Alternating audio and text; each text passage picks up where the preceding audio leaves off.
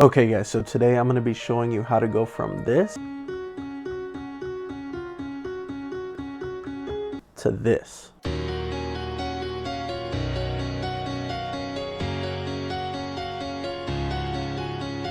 So even if you're not a professional musician or a great pianist like myself, you can still turn a very simple idea into a full song by taking apart all those different sections that we're going to develop, and I'm going to show you how to do it right now. Okay, so we're going to be looking at the melody that we recorded. It's really kind of more of an arpeggio, but it's going to develop the rest of our sections. So let's just hear what we did so far. Messy all over the place, but the notes are there. We just got to go in there and fix them, clean it up a little bit. So we're working with eighth notes, so let's just see if we can change this grid to match that. And so we have all the notes that we need here. We're just going to start placing them a little bit more on time. So let's clean it up. And so it was, whoops, it was that. Get rid of those notes. We'll just start getting rid of that.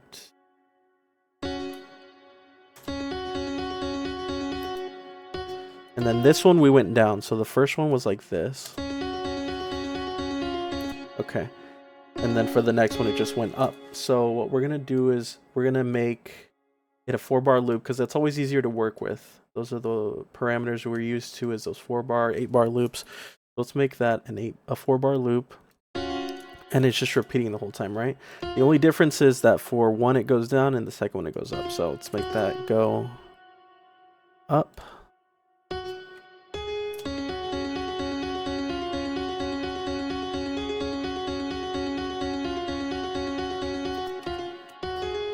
Okay, so that's basically the gist of it. We have all the notes that we need. We cleaned it up, just started placing it on the grid that we're actually working with, which was an eighth. We're using eighth notes.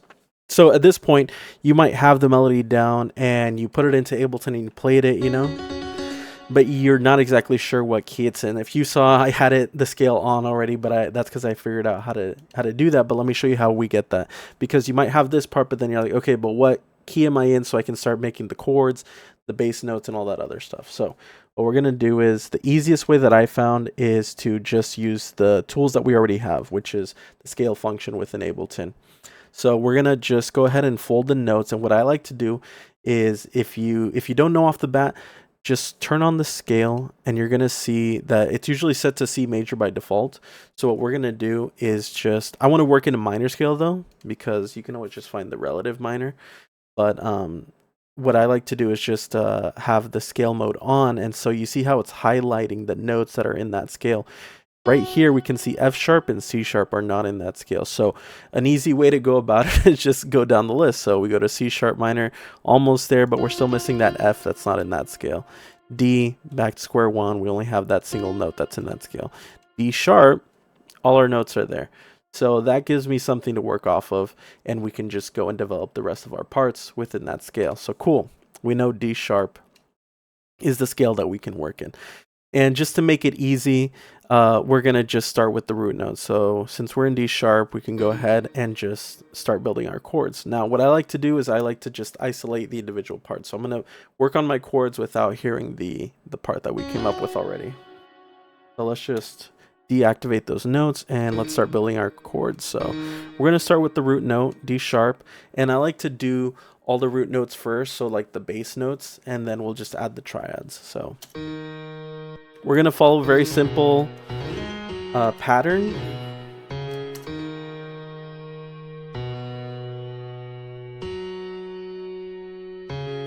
Generic, typical, but we're going to make it a little bit more full, make it come to life a little bit better. So we're going to take these notes, and if you've familiarized yourself with Ableton a little bit or have seen this before, easiest way to get some triads going is when you have the scale function turned on, you just go ahead and skip a note and go from there. So we're going to skip one note. I basically just selected all the notes and then I just hit Control and click to drag up, but I'm going to skip one note, go to the next one, skip one note, go to the next one. So our next one is going to be here. So you see how we have these spaces in between each note. If we hear it now, you're going to see that we build some triads.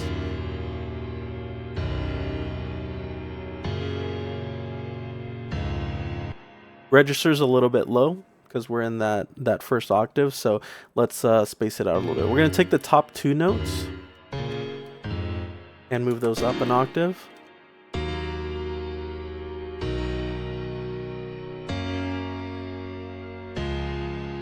A little bit more appealing. One thing I did notice, and hopefully you caught it, is we have this C sharp here that covered up our pattern. So I'm gonna move that down and just gonna copy that C pattern, that C sharp pattern there. So we could kind of do this to all of our notes though too. We can fill the gap that we have right here in this whole section and move that top note down an octave, this one down an octave, and this one down an octave.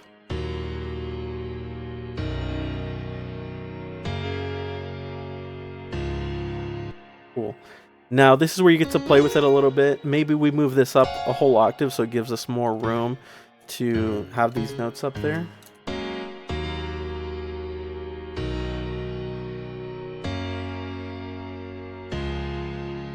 Well, we can even take these bottom notes, duplicate them up there so they kind of join the rest.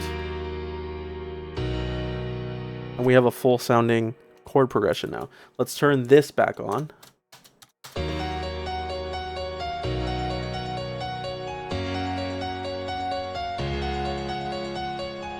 Great progressive house tones. That's exactly what we're trying to get to. One thing that I like to do now is develop a melody that goes on top of this, because a lot of times the reason I see people get stuck is because they create this part, the chords, and then they're like, okay, this is just repeating throughout the whole song. It's getting a little bit boring.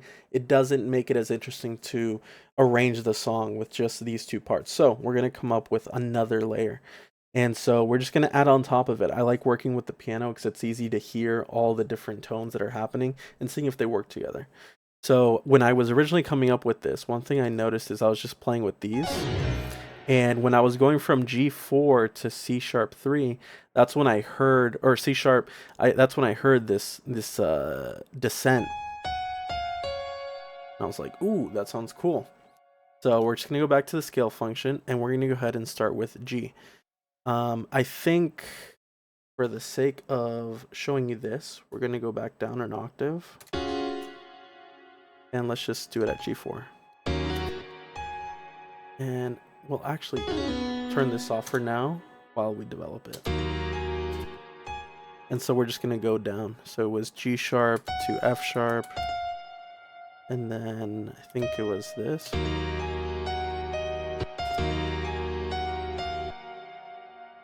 And, you know, you play with the length of notes and the pattern, but this is kind of what I had. And then we repeat this here. And then I think it was this section again.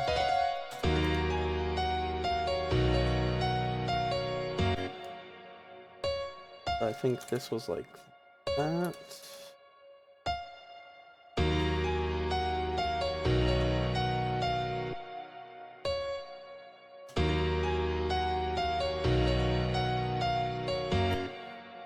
And then I repeated it again because we're doing the repetition thing, and then we'll add the variation at the end.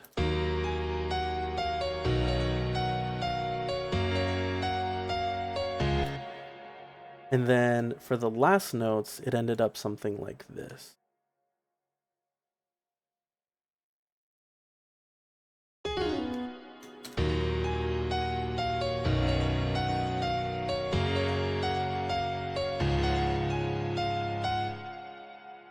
And if we loop that, it kind of resolves in a way where it feels like it could loop forever and it's just going to work. So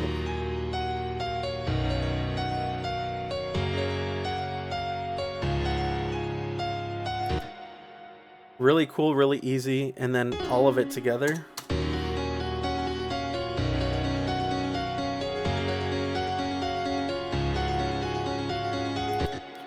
So that's really cool because now we have all these different parts, and obviously all together like this on one instrument sounds a little bit busy, but again, this is where we extract all these different sections, arrange it throughout our song, put it into different instruments, and you're gonna have a full song. So let me show you just what I'm talking about. So obviously from the chords right here, we already have our chords that we can use for pads, for other synths that support the entire song, especially during the drop. But we have our bass notes. We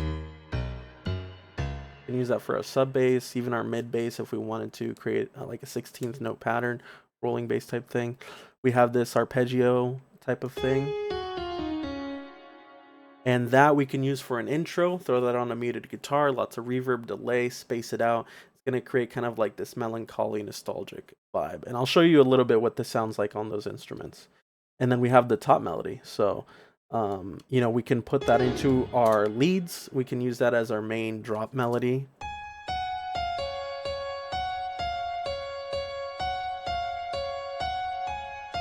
On synths and stuff like that, it just starts adding up to a point where it starts sounding really cool. So I'm just going to show you real quickly kind of the different sounds that I put it through. So for example, our sub notes.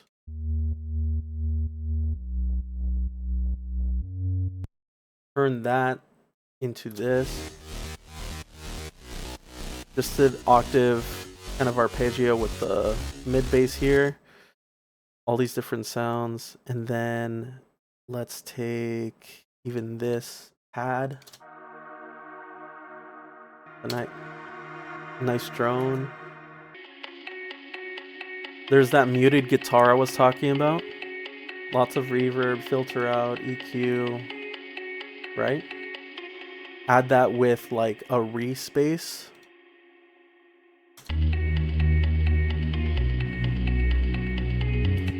Sounds cool. Drone.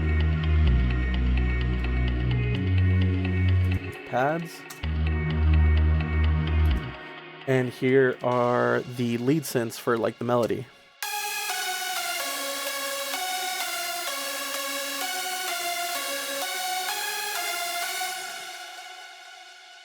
Even wasn't meant to go together, but let's just hear it all together kind of.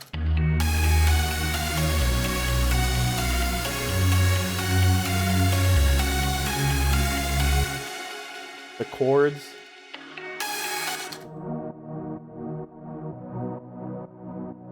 Kind of support everything. So again, this is how we take all those different parts, and now that we have them all laid out, we just start arranging. We start spreading these out. Maybe we start out with a little bit of an intro with the muted guitar, maybe have the drone going first, and then have that re-space come in. So this is like our intro section. Vibey, you know, start throwing some vocals on there, you have your song. So back to the whole thing of what we started. We had this little simple arpeggio melody and turned it into this whole thing now.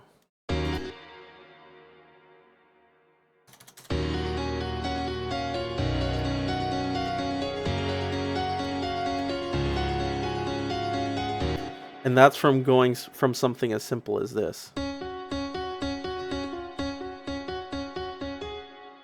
I didn't even know what key it was in. I didn't know if the notes were meant to work together. Like, I was just off of ear